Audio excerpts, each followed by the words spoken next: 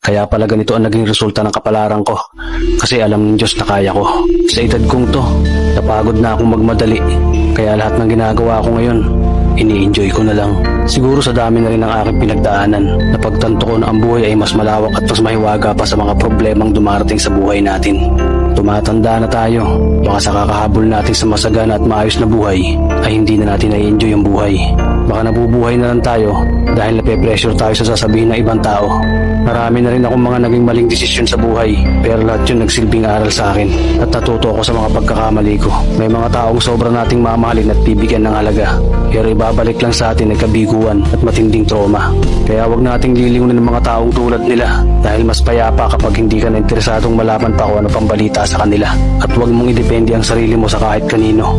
Tandaan mo, kahit sarili mong anino, iiwan ka din nito kapag madilim na ang paligid mo. Kailangan natin matutunan na wag ikumpara ang sarili natin